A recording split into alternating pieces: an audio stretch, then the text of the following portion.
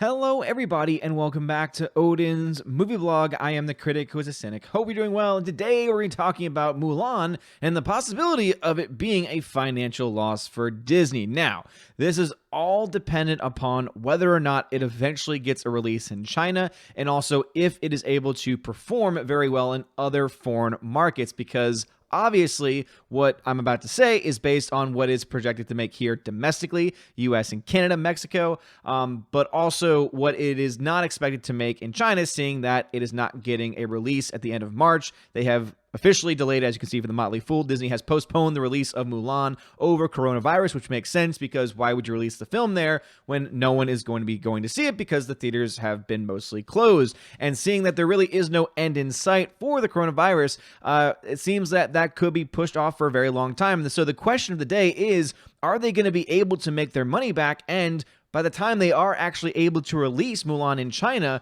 will it have already been to the point where it's available on DVD, Blu-ray, available for a lot of people to pirate, available for a lot of people to get access to? And will there even be any interest from the Chinese people to go see it after it had already been out for months and months and months? So these are all questions that we don't have all the answers to, but we can indeed do some early math and we can understand just how well this film is expected to do. So looking at the long-range tracking on the film, right now, as of the last time that this site updated, it's expected to make between $40 and $60 million on its opening weekend. That's an average of around $48 million. That is domestically, so at the U.S. and Canada marketplace. $48 million for a giant Disney film in the U.S., not very good, not very impressive. That's actually an incredibly low number. And keep in mind, this film does come out this month, so it's only got a few weeks really to be able to ramp up its marketing. And something tells me the reason why the number for the domestic is so low is because they have been really trying to push this movie in the foreign marketplace, especially in China,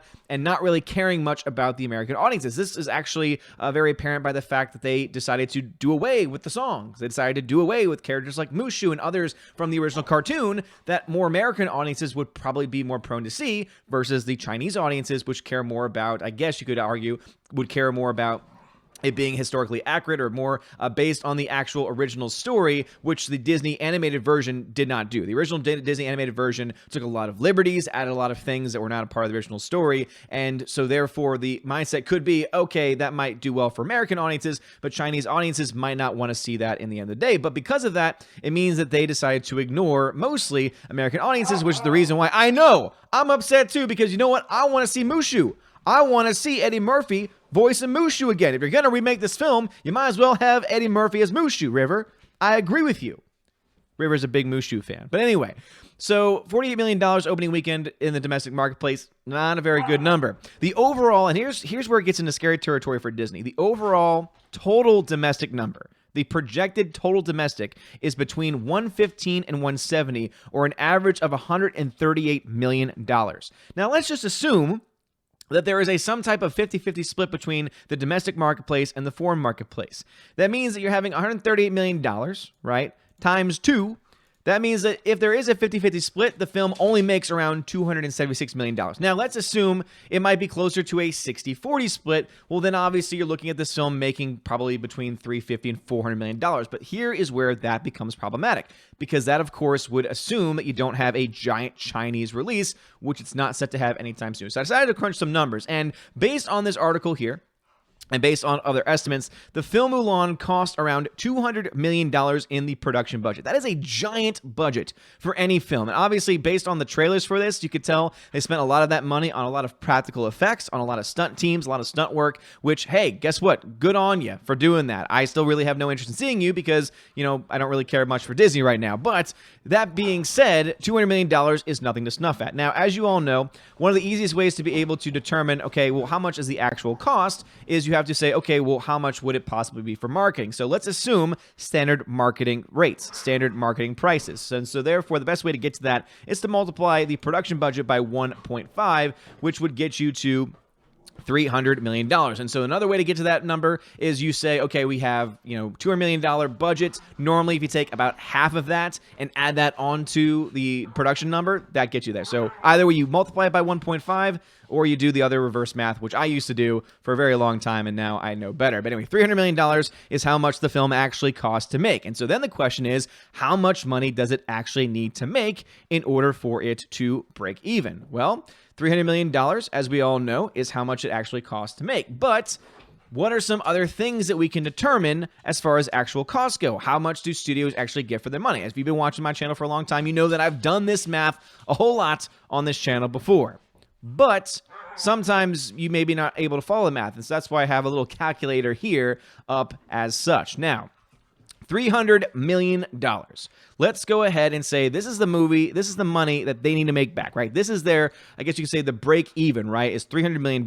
But remember that studios do not get 100% of the box office return. So what is the actual break even number going to be for the film, for the actual box office, and not for the actual production budget? So the way that you get there is you multiply this number here by 100. All right, that gets you to a big number right here. You didn't divide that by 60. Why 60? Because studios usually get around 60% of their box office, or rather, studios only get about 60% of their box office, right? Which means that the film needs to make roughly $500 million worldwide in order for the film to break even. If you ever want to check your math on this, you see the $500 million, okay. Well, take into account what is 60%, what is 50%, or rather, what is 60% of 500 million, because that's exactly what Disney would get from this, right? If they get 500 million, right? If that's the number you see on Box Office Mojo or thenumbers.com, the studio would only actually get this times 0.6, right? It would only get around 60% of it, which is 300 million, right? Which is what the film costs to make. So therefore, $500 million worldwide. That's their break even. Now, let's assume that maybe marketing costs a little bit more. Well, then their break even number goes up a little bit more. But as we said before, if we even assume that this film does double of what it is expected to make in the foreign marketplace, or rather in the domestic marketplace, then it's looking at around $276 million. If this film is set to make closer between a 40 to 60% split, with 60% of its box office coming from the foreign market and 40% from the American market, then it's expected to make what? Between $350 and $450 million? Which means that the film, if that is indeed going to happen, if China's not going to be that big number to kind of boost that foreign total to the 70, 80% range, right? An 80-20% split, for example. I think that's what Disney was going for, was having a huge foreign market, definitely just driven by a Chinese audience. Obviously, they tried to make the film very much for Chinese audiences in a lot of different ways. But since they're not getting that, then they're not going to get that major boost from them, which leaves them with just the other foreign nations, which they also, just like with America and Canada, were not really trying to gear their marketing towards. And so I would not be surprised if one of a couple things happened. One, either you see a major change in their marketing campaign and you see them rev it up as it gets closer to release date, or you could potentially see, because apparently there are rumors going around that even James Bond, right, the last James Bond film has apparently now been pushed back itself because of the coronavirus, and because they know they rely so much on foreign numbers. Because remember, it's not even just China that's being affected, right? Italy is being tremendously affected by this. You have other major European nations that will likely start to be affected more so than they already are by this virus. And so questions remain, how much can they really rely on people going to the theater in the foreign markets when you have this scare going on right now? Obviously, I think that it's being a little bit overblown. I think that a lot of it has to do with just failed attempts at containment and just people not doing simple things like washing their hands, etc., and looking at the numbers, not understanding what they actually mean. But this does really spell a lot of trouble for Mulan. So I would not be surprised if they were to push this film back, or at the very least to see a revamped marketing campaign for American audiences. But American audiences also might not be that reliable. And that's why I think that you might start to see films like, for example, one coming out this weekend of Onward. You've seen an 8% drop in the past couple of weeks. And I think the reason why is because you have a lot of people that are going to choose to stay home and not go out into these public spaces where you have a lot of people all in the one place. I think there's a lot of other things going on. There's obviously one group called 1 Million Moms or something that's boycotting Onward for various reasons. That might have something to do with it, but I would say it has probably more to do with CV going on. But it is interesting, and it's going to be interesting to see the box office, especially this weekend, not just domestically, but also foreign market as well, because of all of this stuff going on. But this is the reason why I think that Disney might be in some trouble when it comes to Mulan, because they've spent their entire time, even Motley Fool covers it, right? That their big, their big game, right? Their big push was to try and get this to make money, make bank in China, right? As it says right here, Mulan had a budget of 200 million and was specifically aimed at the Chinese audience. And if they don't have them, and they don't have a lot of their other international marketplaces either, and they're not going to get the American audience based on these early projections, they could end up losing money on Mulan.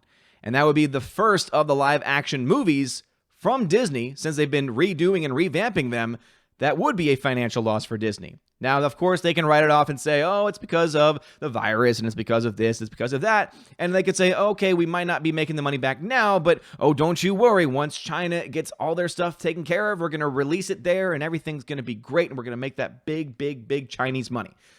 But I have my doubts about that, because I think there's a lot of controversy around a lot of these things, right? There's obviously the actress who apparently on social media was the lead actress playing Mulan, who was being supportive of the police in Hong Kong. And that ticked off a lot of people. You saw a huge campaign on Twitter and on social media to say boycott Mulan because of the fact that one of the persons involved with the project was getting involved with Chinese politics.